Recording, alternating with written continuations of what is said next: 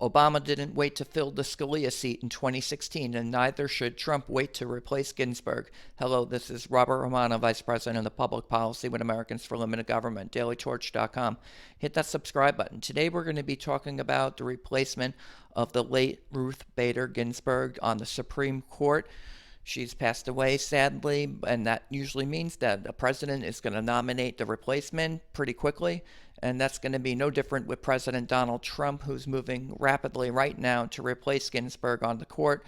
No different than Obama, former President Barack Obama, when Antonin Scalia passed away in 2016 in an election year. He moved to replace Scalia with Merrick Garland. Now, Garland never got a vote in the Senate, and he was not confirmed. And Justice Gorsuch is proof of that. Senate Republicans said, no, we're under no obligation under the Constitution to confirm your nomination to the Supreme Court. We'd rather wait until after the election. And it turns out that was a gamble by Mitch McConnell, but it paid off.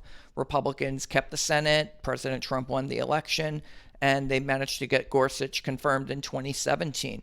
And that would have tilted the balance of power on the Supreme Court had Garland gotten on. Scalia was Reagan nomination. Garland coming from a Democrat, that would have added one more Democrat than Republican appointed member, and it would have gone from 5-4 Republican to 5-4 Democrat. Now it's a situation where it's 5-3 Republican, and with Ginsburg, who has passed away, now Republicans stand a chance to go to 6-3 majority on the Supreme Court.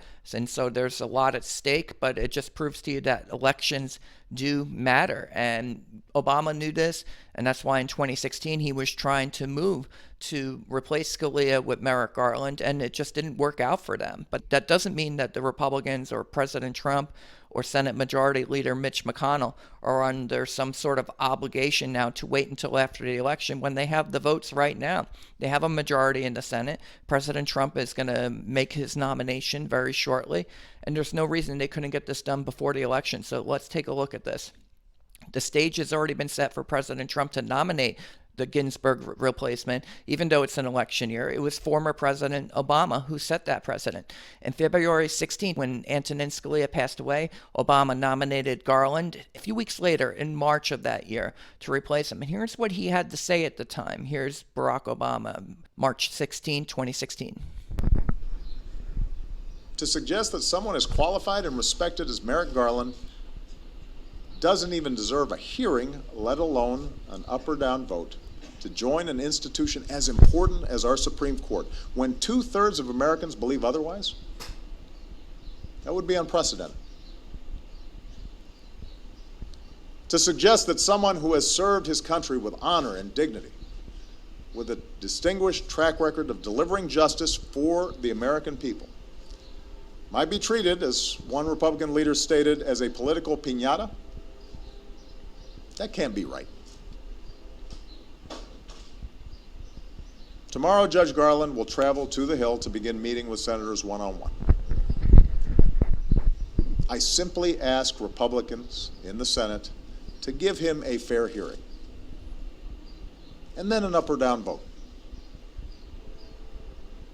If you don't, then it will not only be an abdication of the Senate's constitutional duty,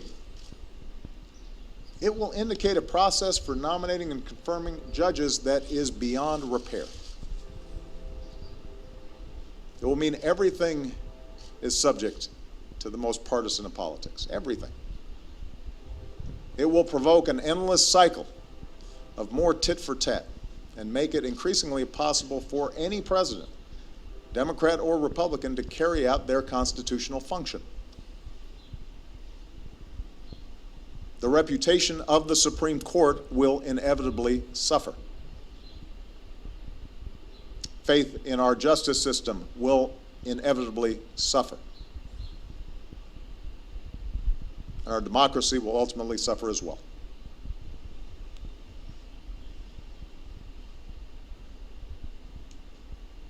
I have fulfilled my constitutional duty. Now it's time for the Senate to do theirs. Presidents do not stop working in the final year of their term. There you go. Presidents don't stop working in their final year of their term.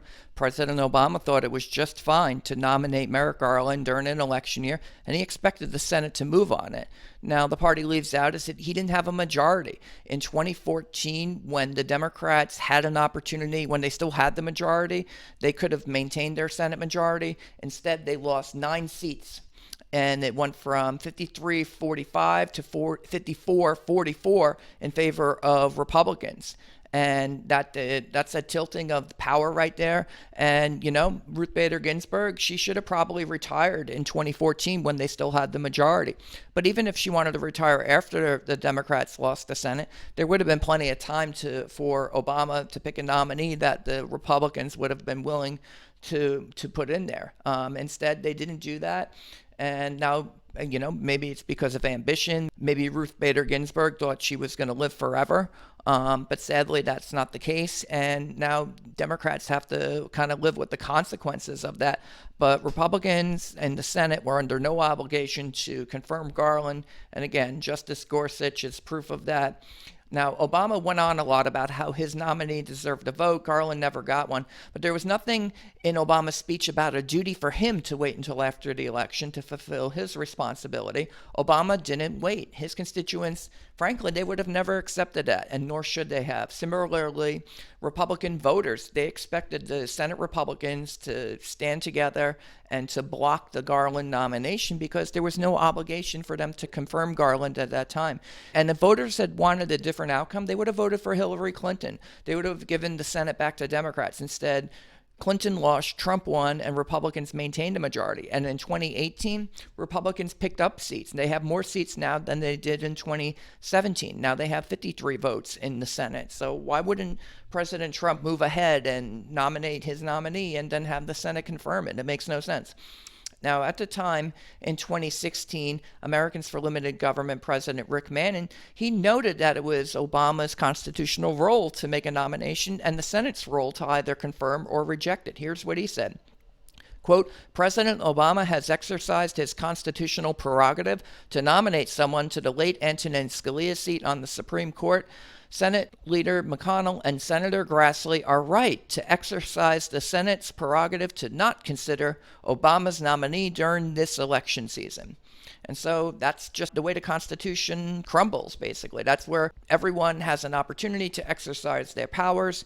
Democrats don't have a majority in the Senate. They're in no position to block whoever President Trump might nominate, and President Trump can nominate whoever he wants. Whereas in 2016, Senate Republicans had the power to block the nomination, and they did.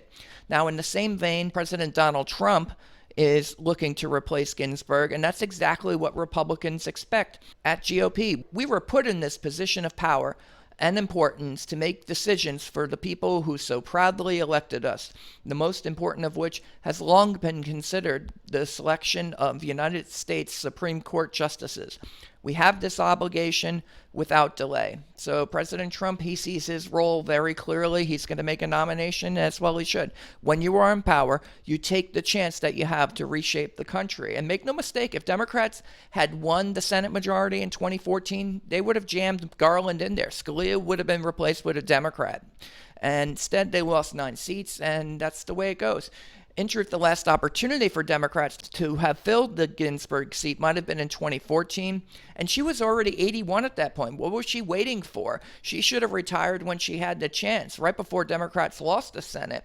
It was always likely that Republicans were going to do well in the 2014 midterm, and it was always likely that Republicans were going to probably retake the White House in 2016. So I don't know what Ginsburg was waiting for. Hindsight is 2020. But perhaps some simply believe that their power will last forever. But like life, it is fleeting. It's a sad outcome for Democrats and for people who want to see that balance on the Supreme Court. But it's a risk that Ginsburg, she assumed when she remained far past her time, she should have retired.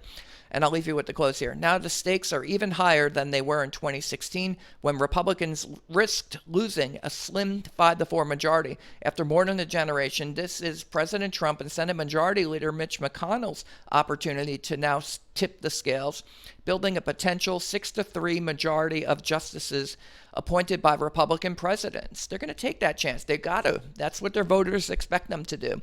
And just like in 2016, voters of each party will expect their leaders to press their advantage. Dynasties are not built by generosity to one's adversaries. Democrats will beg for mercy, but Trump and McConnell know that in 2016, Obama did not think twice about attempting to flip the nation's high court even without a Senate majority. That was the only precedent that matters. That's the commentary. This is Robert Romano, Vice President of Public Policy with Americans for Limited Government. DailyTorch.com. Hit that subscribe button, ring the bell for notifications, and have a good day.